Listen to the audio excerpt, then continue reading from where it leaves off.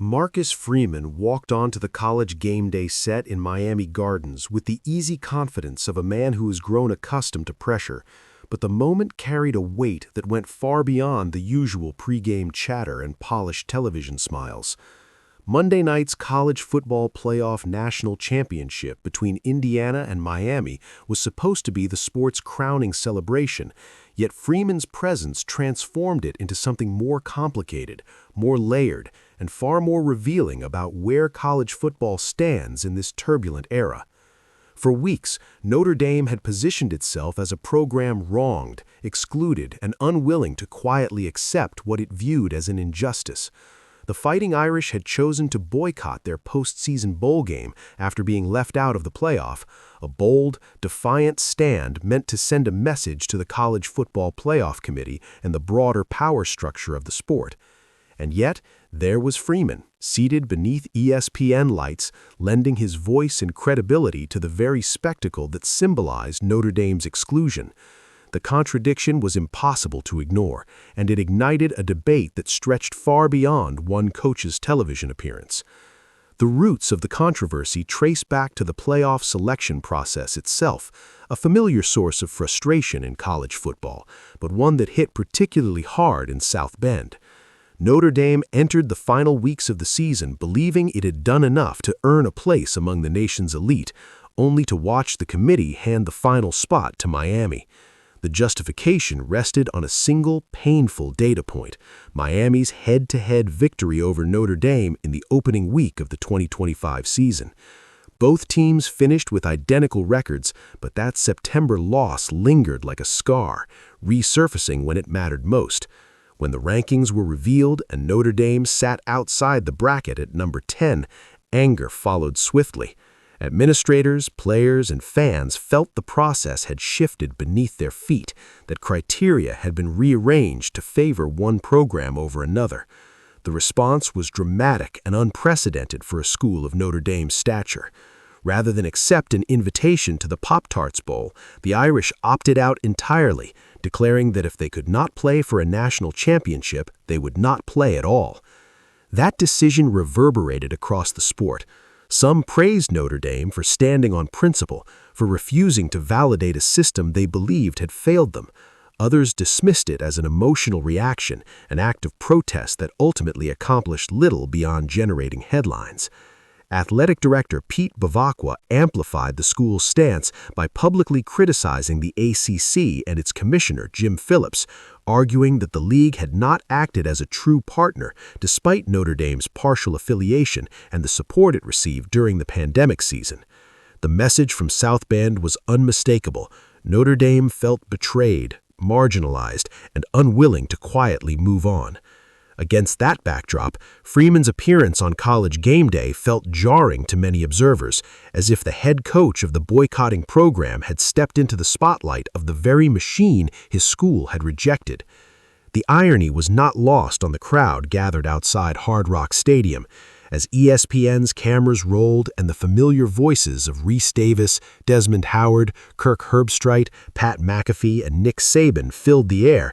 Chants erupted from Miami fans packed behind the set.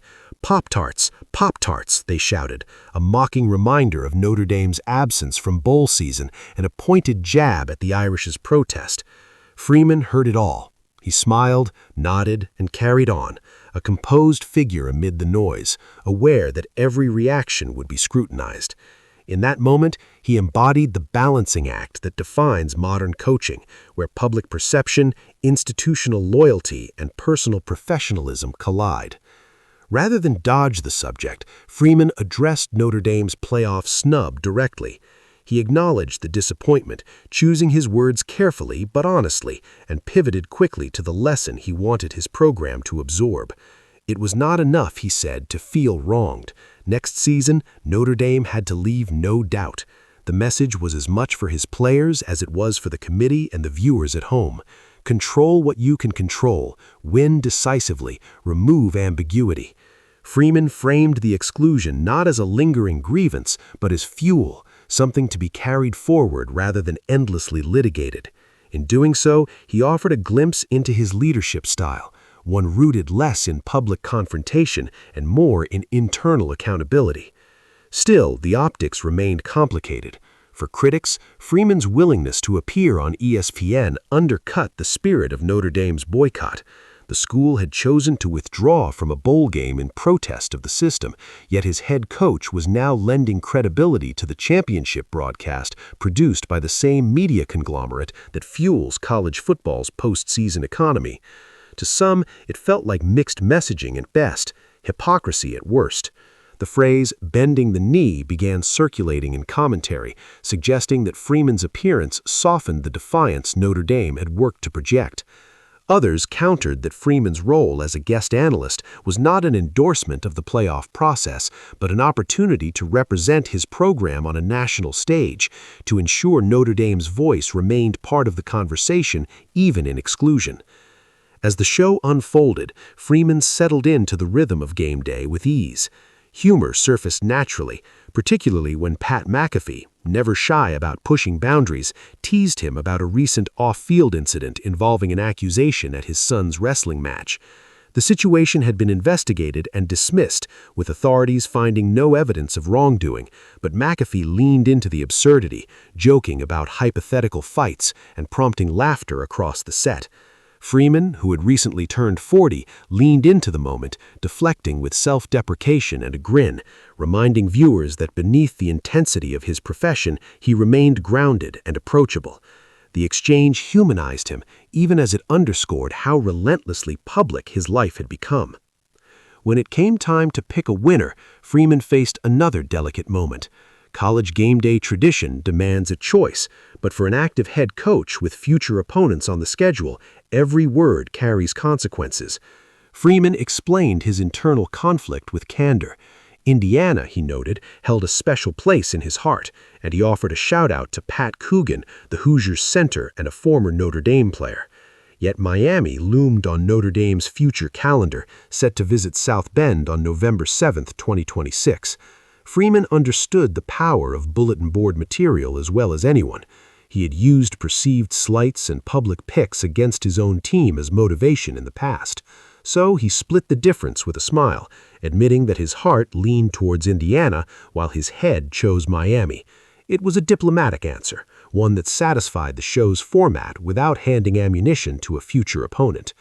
Nick Saban, drawing on decades of experience, offered a knowing aside. When he coached and found himself outside the championship game, Saban said, he avoided making picks altogether. You never know who you might face down the road.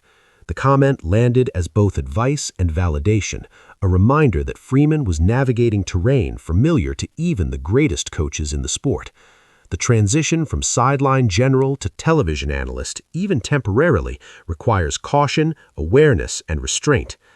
Underlying all of it was the lingering memory of how Notre Dame arrived at this point.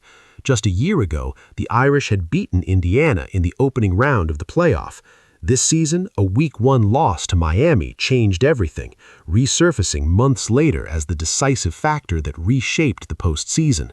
The margin between inclusion and exclusion proved razor thin, and Notre Dame's reaction reflected the stakes of modern college football, where branding, revenue, and perception intertwine with wins and losses. The Pop-Tarts Bowl went on without the Irish, ratings remained strong, and the sport marched forward, indifferent to individual protests. Miami, meanwhile, capitalized on its opportunity, advancing all the way to the national championship and lending credence to the committee's decision, at least in results, if not in sentiment. For Freeman, the experience distilled into a singular takeaway: control your destiny, leave no doubt. The frustration of exclusion could not become a crutch or an excuse. It had to become a catalyst. His college game day appearance, controversial as it was, reinforced that philosophy. Rather than retreat from the national stage, he stepped into it, articulating his perspective, absorbing criticism, and projecting confidence in Notre Dame's future. Whether that choice ultimately diluted the impact of the program's boycott or strengthened its resolve remains a matter of interpretation. What is undeniable is that Freeman's cameo added another layer to an already complex championship weekend. It highlighted the tensions between principle and pragmatism, protest and participation, emotion, and strategy. It reminded everyone watching that college football, for all its pageantry and tradition, is increasingly defined by contradictions. Programs demand fairness from a system that thrives on subjectivity. Coaches preach focus while navigating optics that extend far beyond the field. Institutions protest exclusion even as they rely on the same structures they criticize. As the final whistle of the national championship echoed through Hard Rock Stadium and the season came to a close, Freeman returned to South Bend carrying both the weight of disappointment and the clarity of purpose. His college game day appearance will be debated long after the confetti is swept away, cited as evidence of either inconsistency or savvy leadership.